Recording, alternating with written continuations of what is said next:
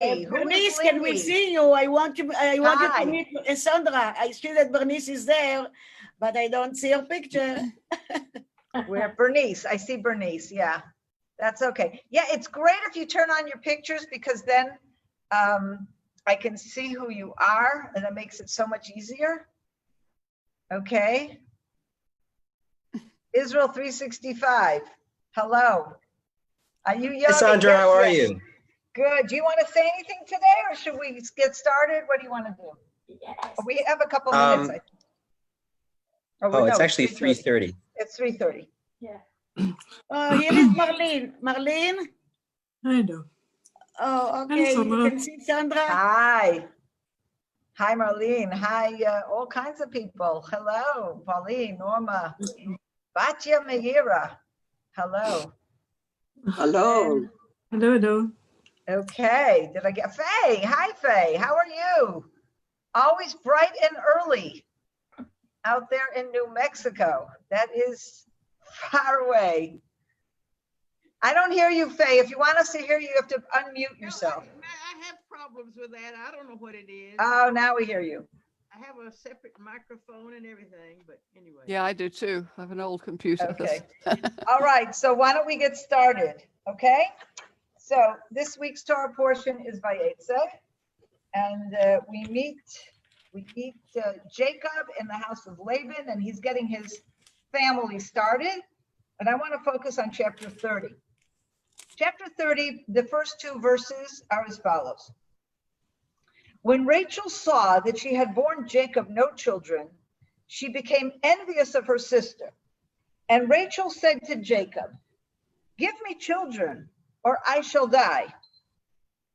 Jacob was incensed at Rachel and said, "Can I take the place of God who has denied you fruit of the womb?" Well, this is a very unusual exchange. The Bible, even as much as it tells us stories, there's a certain style in the Bible, and it's usually a very minimalistic style. We will very often be told, we are told what happened. We may be told the contents of conversations, but we are rarely told anything about the internal workings of somebody. If you compare the Bible with a romantic novel, in a novel, you're going to have the person thought and they felt, and this is what they wanted to do, and this is what their motivation was. You don't ever get that in the Bible, or very rarely. And even when you get conversation in the Bible, it's usually very factually based. And here we have a very unusual situation because we have a very candid conversation between Rachel and Jacob, husband and wife. And we see, we know from before that Jacob loves Rachel, that Rachel is his favorite wife, which of course lays the foundation for so many of the problems that are happening that we're going to see in chapter 30. But we have here also some, not just passionate conversation, but we learned that Rachel is jealous of her sister. So we get a behind the scenes interpretation or background knowledge of how she feels, okay? And also her language is very extreme. She basically says, you know, if I don't have children, I'll be dead. I might as well be dead. I mean, this is almost suicidal talk. She is so desperate to have a child that she's just, you know, well, it's not, life is not worth living if she's not going to have a child. And then, of course, Jacob's response to what is such a passionate, direct, authentic cry of pain from Rachel, and he responds in anger, which is also rather surprising given the fact that Jacob loves Rachel, and we know that he has, she's his favorite wife, and you would think that he would have much more sympathy for her plight. Now, just as a matter of comparison, I'd like to jump to 1 Samuel chapter 1, and we have a similar situation. We have a situation of Elkanah, a man of Ephraim, who lived not far from where I live. Anyway, and there's a community called Elkanah just south of where I live, which is near probably where this biblical Elkanah was from. Anyway, he has two wives. They are not sisters, but they are sister wives, okay? Hannah and Peninnah. And Peninnah has children, Hannah does not. So we have a similar kind of situation. And we are told that they go on a regular basis to Shiloh, for the pilgrimage festivals. And we have the following. One such day, Elkanah offered a sacrifice. I'm reading from verse 4. He used to give portions to his wife Peninnah and to all her sons and daughters, but to Hannah, he would give a double portion because Hannah was his favorite, for the Lord had closed her womb. So we have a similar situation. The barren one is the favorite wife. Moreover, her rival, to make her miserable, would taunt her that the Lord had closed her womb. This is far more extreme than what we see in the situation of Rachel and Leah, where from everything we see about Leah, she does nothing wrong. She just happens to have children and Rachel does not. Okay, and then we have a conversation here. Verse 8, her husband Elkanah said to her, Hannah, why are you crying? And why aren't you eating? Why are you so sad? Am I not more devoted to you than 10 sons? So here you have a situation where also Hannah is very sad. She does not lash out at Elkanah. She doesn't blame him for anything, but she is clearly very sad and is not eating. You could say she's depressed. And Elkanah's response is, first of all, to indicate caring, compassion. He's clearly wants to know why she's so sad. Can he help her? But then of course, he knows why she's sad, because immediately he says, am I not more devoted to you than 10 sons? Now, you can say that maybe he doesn't sufficiently understand that, with all due respect, a loving husband is not the same as children. But at the very least, he is there for her. He understands her, and he's trying to say to her, I love you. I'm with you. I am not going to, I'm going to do whatever I can to help you. In contrast, we see this very angry and resentful exchange between Rachel and Jacob. Okay, now, there's a midrash. The midrash, for those of you who may not be familiar with how a midrash works, let me just give a bit of an explanation. The midrash is a body of literature that was passed down orally over the centuries and was actually written down beginning in the 3rd century until probably as late as the 9th or 10th century. But what these are, it doesn't really matter when they were written down so much for our purposes, but what these are is collections of sayings and interpretations that the sages had over the generations that interpreted the Bible. Unlike the kind of interpretations that are written in the Middle Ages to today, where someone will take a verse or a few words and say, well, this raises this or that question, this is how I would interpret it. A midrash very often tells a story, and it will very often tell a story that sort of fills in the gaps of the biblical story. And you know, many people ask, well, is that a true story or not? And my answer is always, who knows? And it doesn't matter. We don't have this, it certainly doesn't have the same divine quality to it that the Bible does, that is written by God, that is dictated by God. It's possible, though, that some of these midrash stories are handed down orally in tradition, going all the way back to biblical times. But as I said, it doesn't really matter, because what these stories are there for, and the reason they were told, was to try to say something about the story or about the text or about the characters in the story. So there's a midrash that says, actually brings two somewhat stories, or fills in the dialogue here in what is happening here, okay? So one is as follows.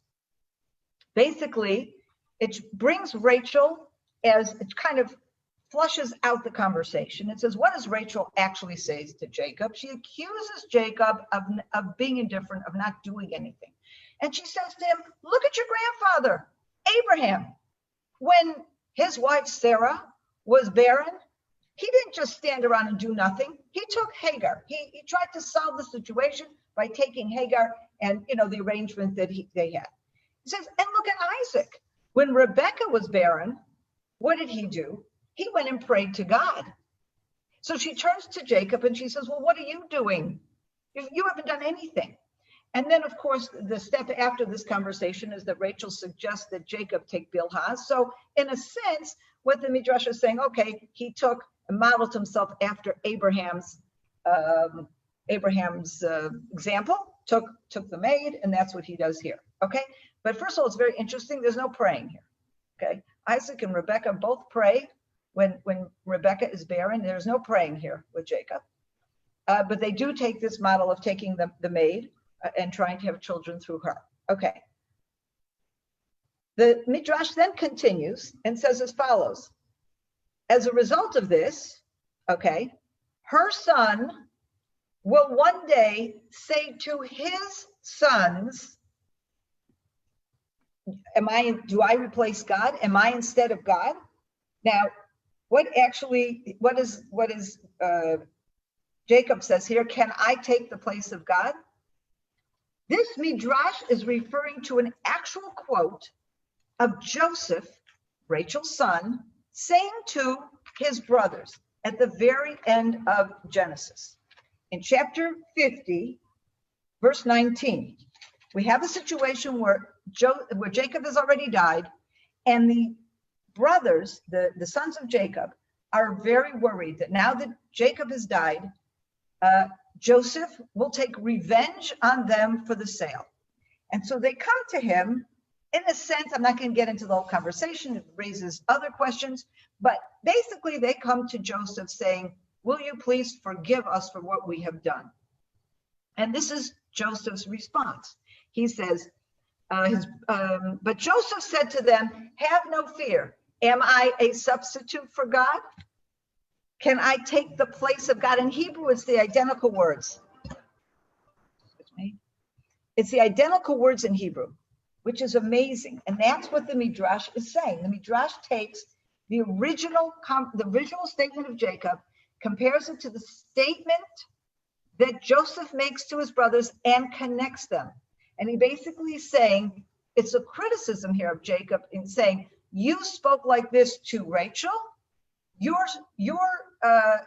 Rachel's son will end up speaking like this to his brothers, to your sons, okay? So what I'd like to do is analyze this Midrash and see what it is the Midrash is saying. So first of all, the first part of the Midrash, when Rachel is accusing Jacob of not doing anything, it's clearly a criticism of Jacob that he did not display the requisite compassion or caring for Rachel, and then he responded in an angry way. And the Midrash just compounds that by saying not just the way you responded, but in essence, you didn't do anything. There was a situation here where Rachel is clearly sad, and instead of coming to her, like Elkanah comes to Hannah and saying, why are you so sad and how can I help you and let me be with you and let me support you? Instead, he responds in anger. The second part of the Midrash, I believe, takes this whole exchange to a place of punishment, okay? Because basically Rachel is accusing Jacob of doing something or not doing something or whatever, and Jacob's response is, I'm not God, which essentially means I'm not responsible, don't come to me, it has nothing to do with me, okay? Now, when the brothers come and plead to Joseph, what they are essentially saying is we take responsibility for what we did. We are not saying it's not our fault. It is our fault. We sold you, and we are here to take responsibility, but we are asking you for mercy. And Joseph's response is, I am not God, okay? I am not the person to punish you or to judge you, okay? So basically what the Midrash here is saying, on the one hand, Jacob's refusal to take responsibility of any kind for Rachel's pain, not for not giving her a child, that's clearly true. He is not God. He is not the person who's going to ensure that a barren woman is going to be able to bear children. But he refused to take any responsibility for her feelings, for her frustration, to help her out.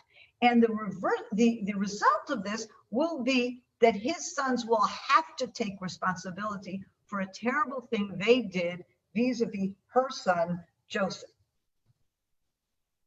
Now, if we look at this whole situation, what are we facing here? What is the situation? We have Jacob, who wanted to marry Rachel, who loved Rachel. He was never supposed to marry Leah. And Leah ends up in a whole tricky way. Jacob finds out in the morning that the person he just married and the person he just went to bed with was Leah and not Rachel.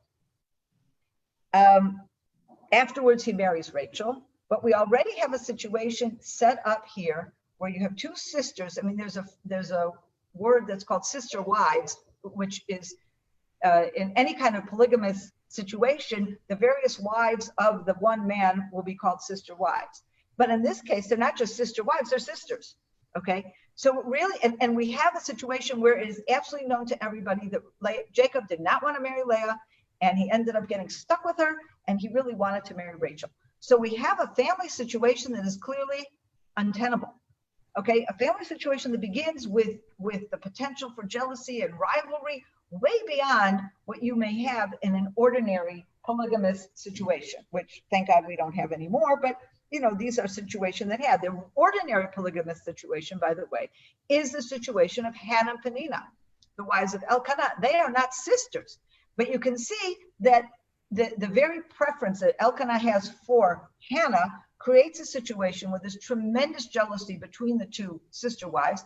And the scripture tells us that Peninnah mocks Hannah that she doesn't have children. Now, why is she mocking Hannah? Because she feels in some place the need to show her superiority to Hannah, because Elkanah clearly finds Hannah to be the superior wife, at least with regard to fulfilling his emotional needs. So once you have the situation of two wives and a different level of love for each one, you're creating disaster. But it becomes much, much more difficult when you have sisters. Now, I want to just remind us about this midrash again that connects, and it's not just the midrash, it's the text itself that connects this situation here, this dialogue here, with the sale of Joseph. And in a way, the Bible, and of course, the midrash emphasizes this, but I think you can easily read this in the Bible text itself. Once you have the very same phrases in both places, it begs this kind of understanding that this very setup of the jealousy and of the discord in the house of Jacob between these two sisters, and the fact that he does not take responsibility, he does not try to appease them, he does not work. We don't see evidence that he is trying to bring peace and acceptance or whatever needs to be in his family. That this, of course, directly leads to the worst split in that family and in the history of Israel. Because of the jealousy we have, and because of the favoritism, Rachel's son becomes Jacob's favorite son, Joseph. And because of that favoritism and that jealousy, the brothers sell Joseph into slavery. And this, we see the roots of it right here in the situation that we're seeing about in chapter 30. Now, what we have here, we've talked all along now when we talked about Abraham and Isaac and how each of them was the heir. Abraham received the promise, how God made it very clear that the heir to that promise would be Isaac and not Ishmael. And Ishmael, therefore, well, even initially we have, before Abraham has any children, Lot is already separated away. We then have Ishmael being separated away, so there's only Isaac, and then Isaac has two children, and then Esau is separated away, so it's very clear that the heir is Jacob. And so until now, we have a very convenient situation because we've gotten rid of the rival. They're not in the same household anymore. They're totally separate. With Jacob's children, we have a very new situation. For the first time, all of Jacob's children will be the house of Israel. And so all the resentments or the jealousies or the rivalries that are going on within the family stay within the family. No one is going to get thrown out. And so in a sense, all of these different behaviors have to be worked out. And actually, it tells us something about what the nation of Israel, what the Jewish people are going to have to deal with throughout. because we're always going to have rivalries and we're always going to have jealousies. Before I go back to that, though, I want to take a bit of a look at the text itself of the Bible and see, can we learn from the continuation of the story? Can we learn anything about what God thinks about this behavior? Jacob's behavior, Rachel's behavior, and Leah's behavior, okay? We have already set up that we have rivalries and we have jealousies and we have all these problems, okay? What is God saying about this? So let's just look at what actually happens. Okay, there's going to be at the end 12 sons, 12 tribes, and 1 daughter. Okay, both women being equal, one could have 6 children, or one could have 6 children, and they would be completely equal, and they would each be the mother of half of Israel. When does all of this happen? When does this happen? Chapter 30 opens when we learn that Leah has had 4 children. And after these 4 children, there's a pause. 4 to Leah, 0 to Rachel. This point, Rachel is like, this is crazy. She already has 4, I have none. You know, we have this rivalry already beginning, okay? Now, she's jealous, she's upset. She gives the maid to Bilhah, to Jacob. 2 children are born from her maid. Then Leah, who still hasn't had more children, gives her maid to Jacob, another 2 children, okay? So now we have 4 children to Leah, 4 children to the maids, okay? And Rachel, 0. But there's still 4 more children that is going to bring us to 12. If Rachel starts having children now, at the very least, Rachel and Leah would be equal in this sense. They would each have 4 children. What happens right after the 4th child of the maids is born? Leah has 2 more sons and a daughter.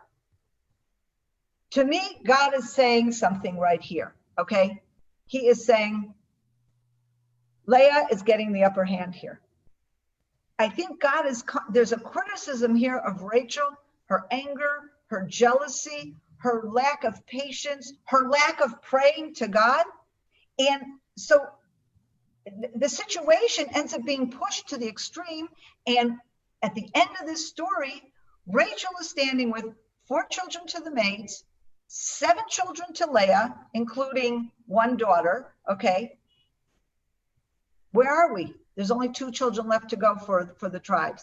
And there's Rachel. No matter what happens, the most she can ever have is 2 children. She will always be behind Leah, and that's exactly what happens. She has 2 children. So I think here, Scripture gives us a sense, just by doing these calculations, of how God viewed Rachel's behavior. Maybe this is some sort of punishment for her jealousy and her resentment. Although I have to say, very understandable situation that she's in. But we do not see Leah ever expressing jealousy for Jacob's clear preference to Rachel. They both are in similar situations.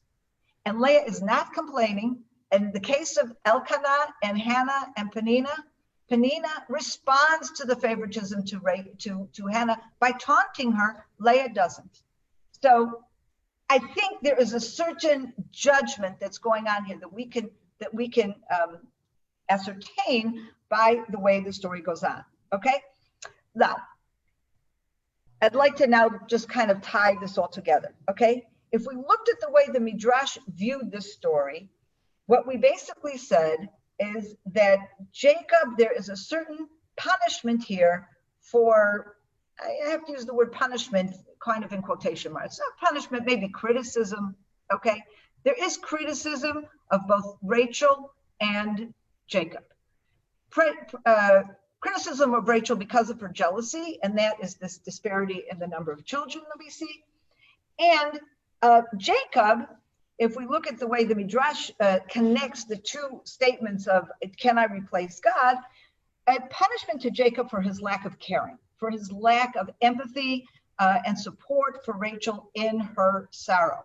But I would take that even further. The connection we made between the situation that was set here with the situation that ends up leading to a very broken family and the brothers selling their brother Joseph, I think what we can see is that He makes no attempt, Jacob, to bring the family together, to appease the sisters. And as I was analyzing this, one of the things that occurred to me was that it's very possible that Jacob suspects Rachel of colluding in the switch. Now, there is a midrash that tells a story that actually Rachel helped Leah, trick Jacob into believing it was her. But even without that midrash, I think Jacob certainly has reason to believe that this match, this switch, would not have happened without Rachel's cooperation. And maybe as a result, he blames Rachel for all of this as well. And maybe this is a reason why Jacob is not as sympathetic as he should be, and he's not as caring as he should be.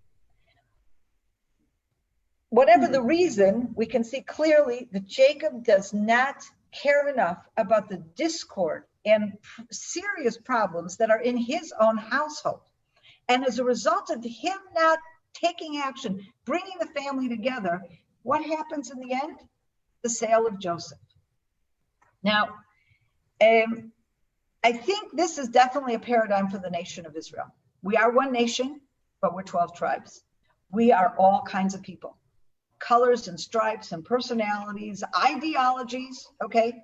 It's very easy when there's only one son that inherits. But if you're going to create a nation, you can't create a nation out of one. Eventually, you're going to grow into a huge family, and eventually you're going to grow into a people. And therefore, what we're seeing in this chapter and from now on is laying the foundation for the nation of Israel. The same jealousies, resentments, rivalries, infighting that we're seeing among this family, and at the same time, belated attempts to take responsibility, to heal the rifts that have grown up in this family. This is the nation of Israel. We will go through times of unity, and we will have times of terrible rifts and arguments between us. But at the end of the day, the only way to make it work, to make the nation of Israel function as a united entity, even if we don't always agree, is to ensure that we have a foundation of caring, compassion, we put aside jealousy and resentments, and we are willing to take responsibility to make it work. And if I have to put my finger on the one thing that Jacob didn't do, was to take responsibility for the discord and for the jealousy. Not just to take responsibility because it all started because he preferred Rachel to Leah, but to take responsibility and say, look, to have leadership here and put this family together. And whatever leadership we have in our nation has to be a leadership that will take responsibility to bringing the nation together. I was just chatting before the program started with a few of you about the current state of the government of Israel. And I think it's clear to everybody, no matter which political figure you like or dislike, that the current government of Israel is not taking responsibility to bring the nation together. And that is something, if I could just end today's lesson with a prayer and a hope that we will see leadership one day that will bring us all together. And I may extend that wish and blessing to all of you from the various nations, because most of you are in countries that also need some leadership that will bring everyone together, that will take responsibility for the discord. That doesn't mean forcing someone to accept a different opinion that's not theirs. No, within the differences, just to get rid of the rivalries, the hostilities, dangerous activities, dangerous actions that can come when these rivalries become anger, frustration, and resentment. That's all for today. Have a great weekend. Shabbat shalom. Good to see all of you. Amen. And by the way,